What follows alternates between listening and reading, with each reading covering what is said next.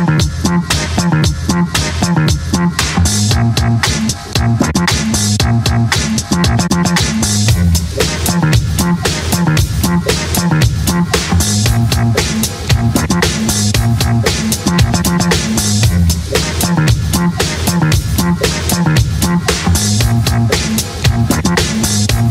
to the Power Factor Show.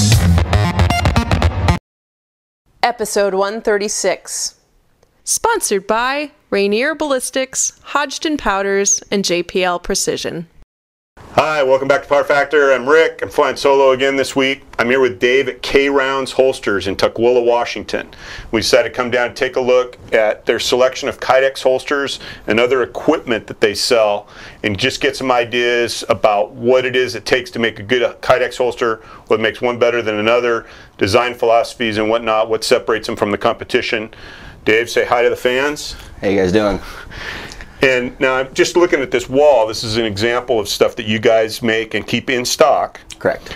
And I see just basically, I mean, just kind of looking up around here, I see we've got 1911s. These are almost all 1911s. Glock, but you do a complete line of just about anything? Yeah, I mean, we've got our M&Ps, our XDs, Springfields. If you're not stocking the popular stuff, like, it's pretty hard for people to find it. Yeah. And, you know, there's dealer locations are important. Keeping your dealers stocked is very important in this business. So we pre-stock our dealers, as you can see there. Now, let's say when a new gun comes on the market, do you guys have to scramble around to get an example of it, or do you have like your buddies? Relationships. This okay. business is built on relationships, and Right. when you have relationships, the dealers know who you are, they know what you're offering. They make it an effort to get you one of the first ones. Okay, because I remember I was reading about some gun, and it seemed like the same day they announced the new gun, in conjunction with, you know, the holsters were already available when the gun was introduced. You can work with manufacturers and get, you know, pre-released weapons. Unfortunately, our name isn't big enough yet. We're working towards that, but right. Well, after this comes out, let me tell you, they'll be flying over here. So, okay, so I see we've got, I mean, what I consider to be kind of standard, like your belt scabbard, vertical drop. and it's just more of your IDPA rig. Yeah, exactly. I mean, that's kind of the, I mean, shooting with the range holster. competition focus of the show. So this is probably the kind of an item that's probably going to be the most popular with the viewership. You know, we thought it was going to be. But it's not. No, it's not. Our concealment pancake has actually taken a spotlight of its own. Really? It was originally designed for an outside the waistband concealment holster.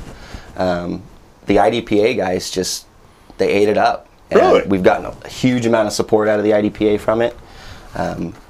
I can't think of anyone that's returned it. Uh-huh.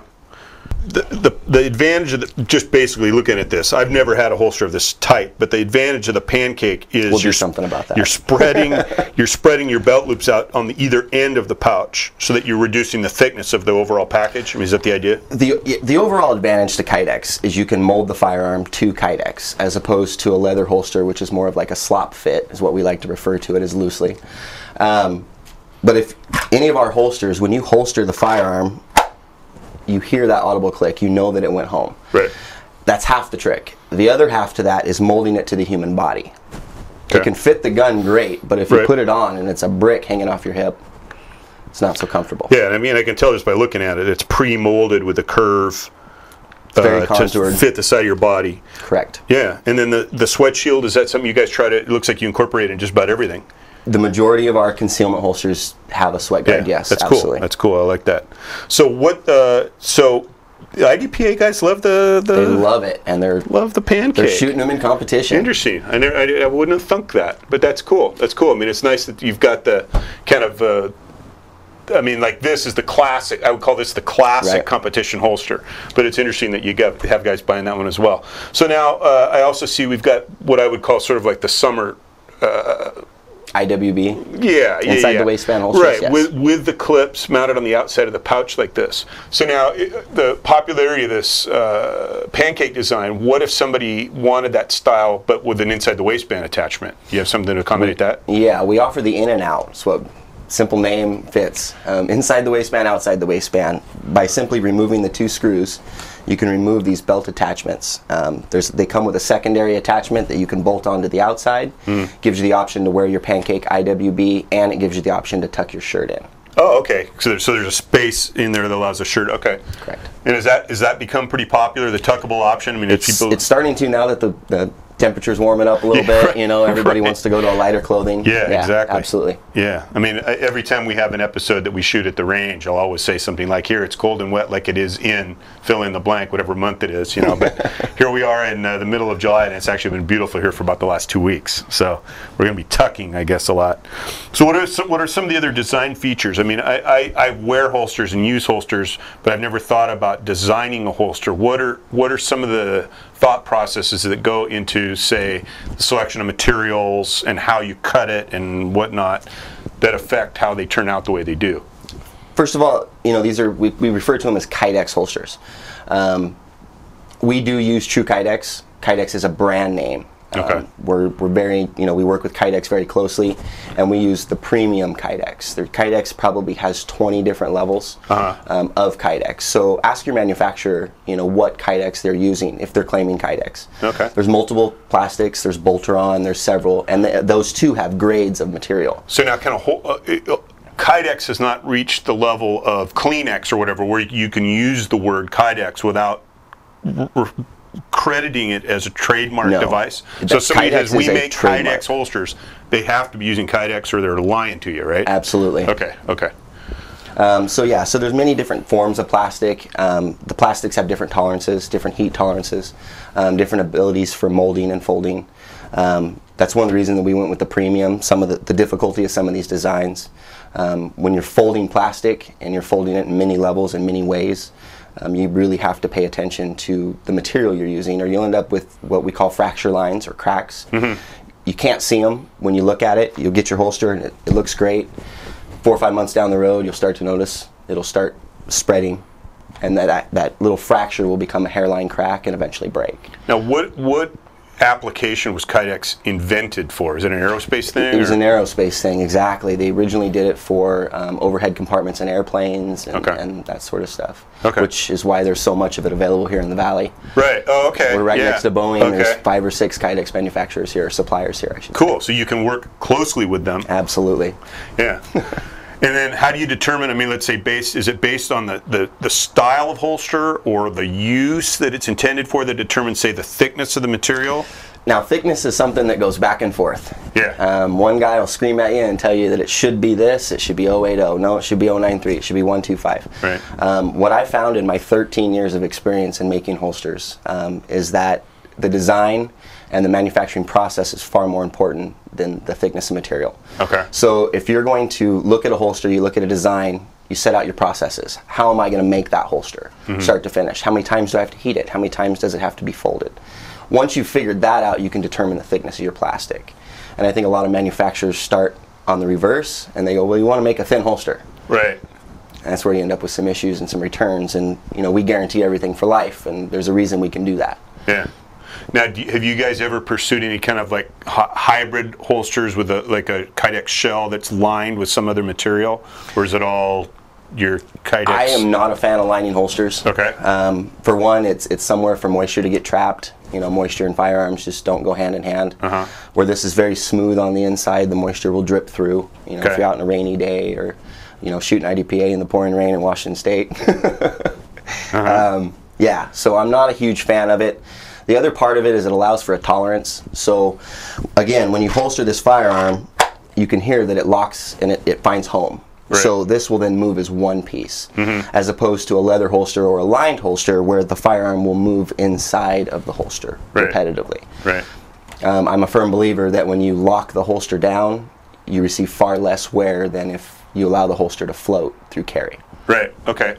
And then what about any, have you guys done any work with mechanical retention devices? Buttons, switches, stuff like that? Not yet. Not yet. Not yet. We're working on it. It's something that we will dive into eventually. Okay. It's just. But all your stuff now, you don't do anything with snaps or straps. It's all open top stuff. Right. Okay. Okay. And then I noticed, I commented earlier as we were just kind of looking through your selection here, that most all of them seem to have the sweat shield on it. Is that something? Is that a personal preference? Or that's just based on demand, or what's the? Both. We listen very closely to our customers. They have a lot of good feedback. Some bad feedback, but a lot of good feedback, and a lot of the customers that come to us with special requests or ideas, there's a reason they want that, and being able to talk to the customer and find out why he wants that is very important. And everybody calls it a sweat guard, but the main purpose and the main request that we've had this is just for a barrier between the firearm and your skin. Right. And a lot, a lot of 1911 guys, a lot of safeties. There's a lot of parts that can dig in and create hot spots. Sure. This separates that and allows you for a more comfortable carry. Okay, and it also probably gives you a little more room for a draw. I mean, it sets the gun out just a little bit, right, where it especially would on these contact tighter designs. I mean, when you look at this and you see how tight that folds to the body, it's very important to have a little bit of a barrier. Now, do you guys offer optional cant angles, or is everything pretty much? So I could say, hey, I want a 15 degrees or whatever.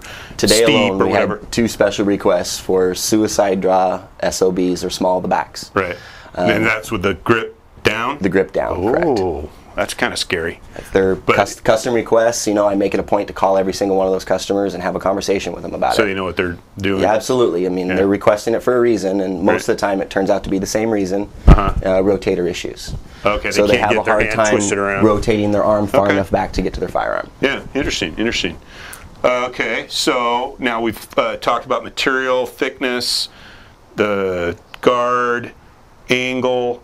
What else do you have? I mean, if you were going to say, the thing that we have that nobody else has, this is what sets us apart from everybody else, one thing, what would it be? Heart. Heart. There you go. So you guys live and breathe your holsters. Yeah. In fact, 2 rooms over, you'll find a couple cots. Yeah, no kidding. We have a very passionate staff, and when the job needs to get done, everybody's excited to get that job done. Cool. Now, did you guys go to SHOT Show and you do the whole? This is our first year. We've actually only been open to the public about 3 months. Okay, so you missed this year's SHOT Show? We did miss this year's SHOT Show. Okay. We are planning to attend next year's SHOT Show. Cool. And then what other? I mean, not to get the fans of the show are more interested in the product and marketing and stuff. Right. But I mean, do you guys actively pursue like police? Is there some particular avenue that you guys are pursuing in your holster marketing that, say, for instance, because we're competition oriented, and I immediately pull this one out. Well, this is what everybody in competition is using. How do you guys decide where to focus? I mean, how can you? I mean, it's like the company that specializes in servicing both American and import cars. I mean, how is that a specialty? Do you guys think you have a specialty or relationships? Okay. Word of mouth is our #1 seller. I don't know the numbers off the top of my head, but I can tell you that I see the same faces over and over again. We supply somebody with a holster, somebody that had no idea who we were, or where we came from, or what we're doing. But he's so happy with not only the product, but the customer service that he comes back with friends. And we have that day in and day out. Cool. So what else? Now we've covered. I want to I don't want to miss anything. I feel like Kydex holsters. I think everybody is interested in the Kydex aspect of it. I think I own 2 Kydex holsters, and I probably have 20 leather holsters.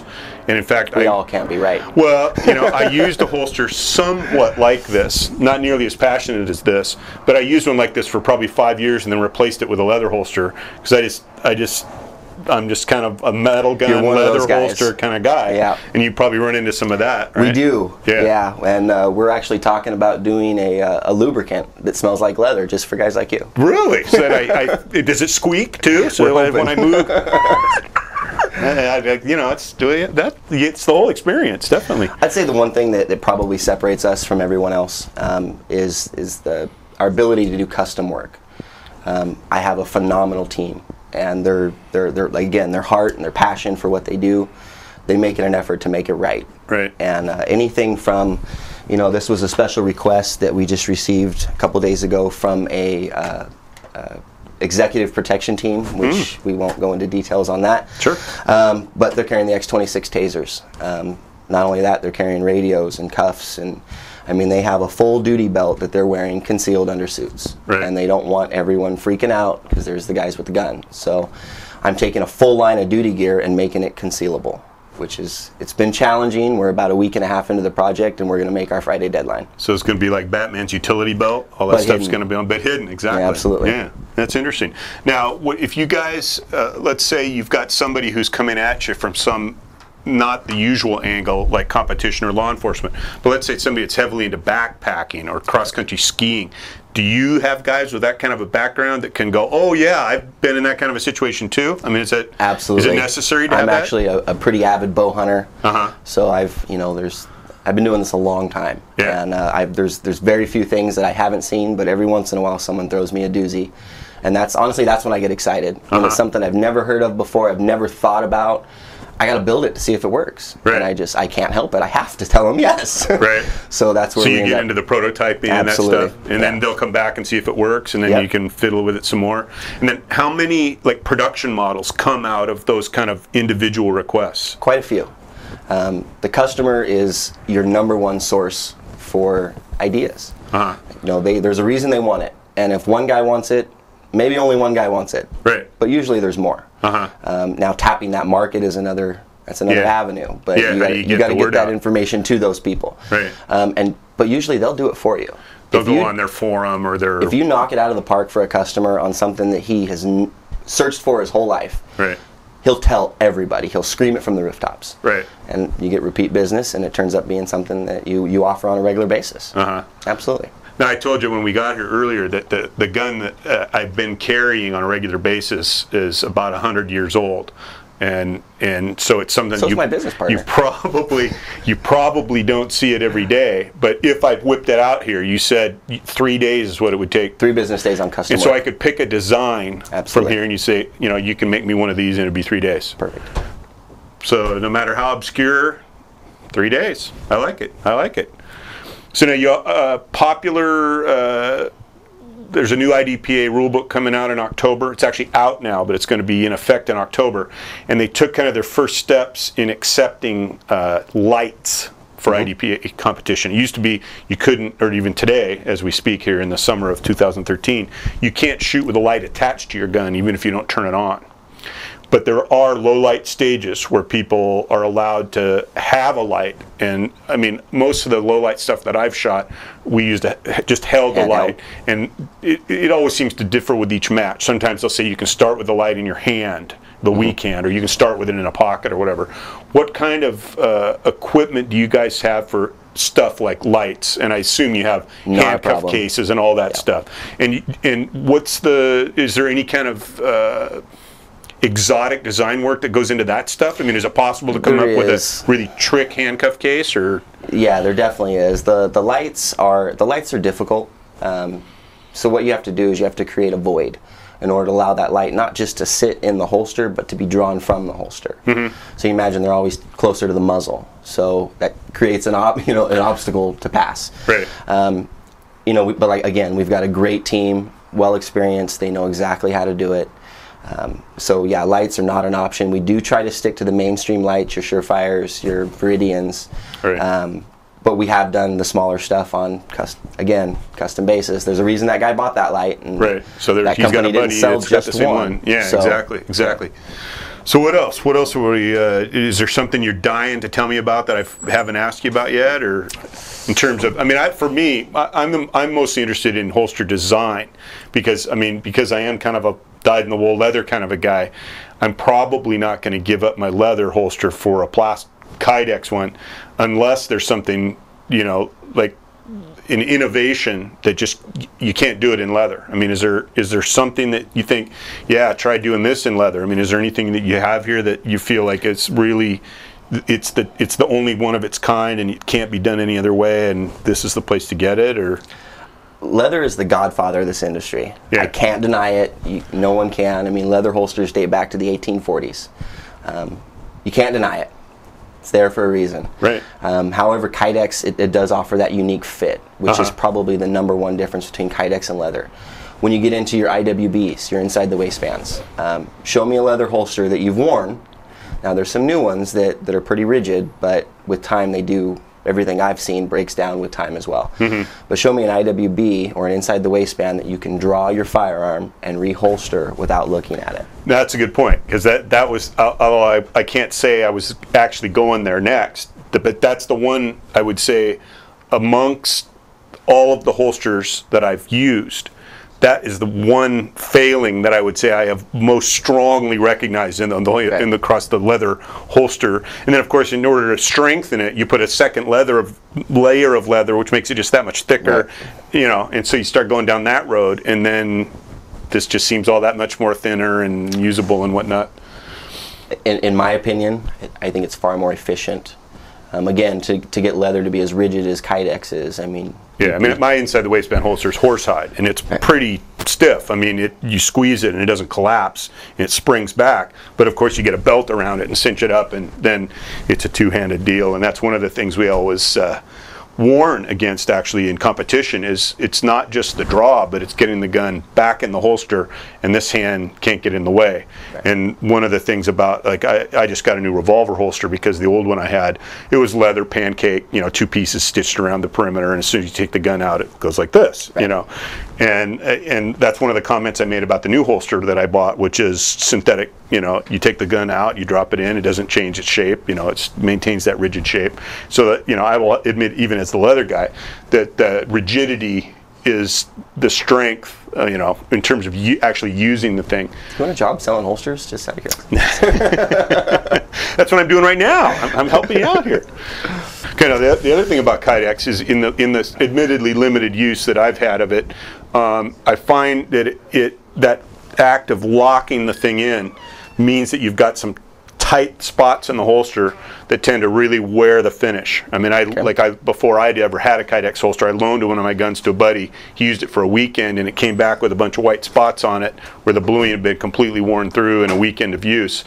And conversely, I have blued guns that have been going in and out of leather holsters for 20 years that don't have a whole lot of visible wear on them. So how do you, is it one of those guns that you use are going to get worn argument, or how does, what's the... First of all, we'll just throw out that blanket thing that says that every firearm that gets carried is going to receive some form of wear. Sure, you have to just accept it. However, your wear comes back to your manufacturer. Okay. Again, materials.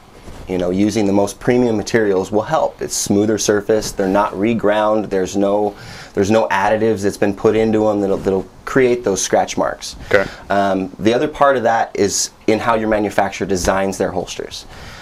We call it the click point or the lockup point on a firearm. Most manufacturers stick with 1 point. Mm-hmm. Well, that's going to create a lot of wear on that 1 point. Right. One thing that we do different is that we do break our click point over at least 4 locations on the firearm. So we pick 4 independent locations where the firearm can then lock up, breaking the click point over those 4 locations. Mm-hmm. The other part to that is keeping a clean holster. If your holster's full of sand, dirt, grit, grime, it's going to scratch. Regardless of what it's made of. Regardless of what it's made of. Right. So again, look to your manufacturer, look to their experience, look to what they have to offer. So when you say you're essentially spreading the click points, so it's not all rubbing, let's say, on the trigger guard. Correct. It's a trigger Everybody guard. uses the trigger guard because it's easy. Yeah, it's exactly. Easy, right. Exactly. Yeah. It's much more difficult to lock up on a slide release or on the back side of an ejection port than it is to lock up on the trigger. Right. Ideally, because you're going metal to Kydex. Uh-huh. Now the Kydex is softer than the metal, so it will wear before the metal does. Right. However, the finish might not be, depending on the manufacturer of your firearm. Right. So now, is that, I don't want to interrupt, but I'm going to. Is that you're able, with your materials and your design and your execution, to tightly control? Engineers, so that that's consistent from holster to holster, different gun to different gun. They're all going to fit. It's all in your molding process. Yeah, absolutely. Cool. Okay, cool. And by taking those lock points, there's ways of tooling them with recesses and negatives in order to create a smooth lock or a ramped. If you can imagine the ramp when you drive your car up, to get underneath it. Now, you could drop off the other edge and it's going to give you the same effect, but by ramping to those points, it allows for less wear. Mm-hmm. But again, all firearms will receive some wear. Sure. Yeah. I think it's the idea that if you don't want to wear it, you just leave it in the safe and you never shoot it, kind of thing. But yeah. All right. So we see your production line here and some of your custom stuff. Is there anything like really new, cutting edge you guys are working on that I don't see here? There is, actually. The Appendix design is one of our newer designs. As everybody kind of knows that the whole Appendix carry thing is kind of exploding. People are starting to realize the advantages of carrying Appendix. Now, explain exactly what Appendix carry is. Appendix is when you carry in the front, usually strong side, Some people do appendix cross draw, but for the majority of us, it's going to be strong side, you know, just to the right side of center. Yep, right over the top of your appendix. Okay. That's what I call it. That's what they call it, that, I guess. Yeah. So what is it about this rig here that's special? So when I designed this, or when I set out to design this, again, special request, customers, listening to your customers, I dug to contacts and actually sat down with some people that have been carrying firearms a lot longer than me. And I asked them, you know, do you carry appendix? Yes or no? If you do, why do you carry appendix? Or why don't you carry appendix? And everybody had the same thing to say, so it was kind of interesting. But basically, the main reasons that people don't carry appendix is, one, it's uncomfortable. Right. You know, you sit down, it digs into your thigh, or it hits your Dunlap, you know, where your belly hangs over. Sure. The other part of it is taking a hot firearm and shoving a firearm down the front of your pants. Yes. It can be a little unnerving. Yes. So when I designed this, I set out with, again, you know, taking those things into consideration, and this is what we've come up with. So again, you can see that the holster is not much larger than the firearm. Right. Now turn the front around so you can see, though, it's cut out around the front of the slide here. It's very minimal. Right. There's two reasons behind that. One is comfort, and two, versatility. It allows you to carry multiple Glocks in the same holster, or multiple M&Ps, multiple 1911s. Okay, so it's not barrel length dependent. Right. Right. But again, it's the comfort issue. So when you put this appendix on, you break your traditional pull the dot snap, pulling from the top down. What that does is it allows it to lock and not come apart while you're wearing it, having a directional snap. You tuck this firearm just like you would any other appendix.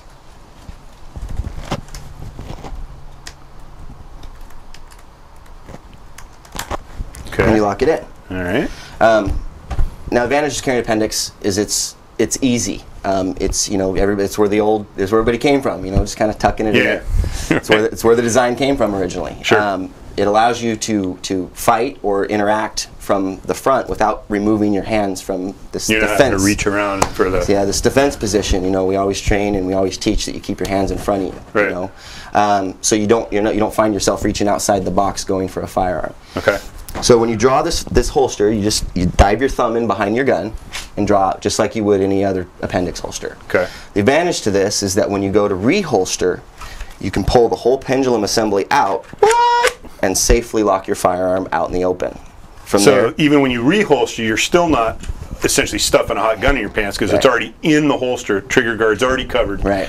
Takes some of that, makes you feel a little more secure about shoving it back in there. Right. So let's see one more demo there. So you dive in for your draw. You're already at the low ready. But from here, you just reassemble and retuck. That's pretty slick. The other thing that we did different was we went with a double sweat guard. There's a sweat guard in front and in back. The one against your skin has an obvious purpose. The first designs that I did of this, I noticed that all my firearms were getting scratches from the buttons on my jeans on the outside. Okay. So I went with a double sweat guard to, one, protect your firearm and protect you from the firearm. The other part of this pendulum assembly, the same mechanism that allows you to pull it out of your waistband and reholster, allows the firearm to float from angle to angle within reason.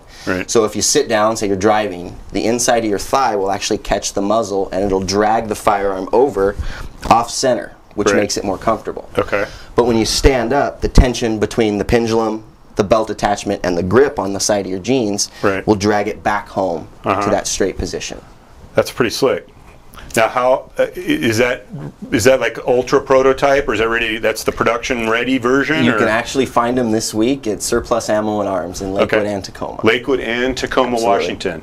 Surplus. We'll be adding them to the web this week as well. So cool. Now, is that going to be a special order kind of a deal? I mean, you're going to start the Glocks and everything as a production item there. Absolutely. Get them over the counter. We're firm believers in stocking product. So before something's released, we have a stock and an inventory of that product. As we sell stock and as we sell inventory, we replenish as opposed to filling the order. Yeah, the last time I bought a holster, I went to a number of places online, ordered it, they took my money, or at least took my credit card number, and then told me it'd be 45 days until I got my product. And I just thought, you know, there's got to be a better way than waiting 45 days. And I have to admit that the last time I ordered a holster for that same gun 2 or 3 years ago was exactly the same deal. And I just thought, you know, like if you say go into a car dealership, you know, I want a new car. Oh, well, we'll have one for you here in a few months. But pay for it now. Yeah, exactly, exactly. So that's cool. It's cool. So this is a realistic display of stuff that you actually have available. It's not. We didn't just build this just for the show. Yeah, no. This is All stuff your they have Glocks, available. 1911s, M&Ps, XDs, you know, your Springfields, and all the different sizes and configurations, whether IWB, belt holster, Can you pan pancake over holster, here? Can you pan over they're here? all in stock. Look at all these just waiting for eager customers. Look This at is the next gen of that are going to be replenishing this stock. Yeah. All right. So we run a 2-tier stock system. It allows us to stay ahead of the demand. Cool. And as the demand increases, so does production. Right. And the customer doesn't fault at it. We take it, and we're holding it. Yeah. Well, it sounds like you guys have both the product and the business model down, so everybody should be happy to get them. If you guys are interested, again, this is K-Rounds Holsters. We're here in Tukwila. Give them a call. If you have any comments on the show, if you have any questions for us, of course, you can contact the show at powerfactorshow@gmail.com, website powerfactorshow.com, Facebook, like us if you like Facebook, and we'll put Dave's contact info here on the screen if you want to get in touch with K-Rounds. So until next time, shoot safe, and we'll see you at the range.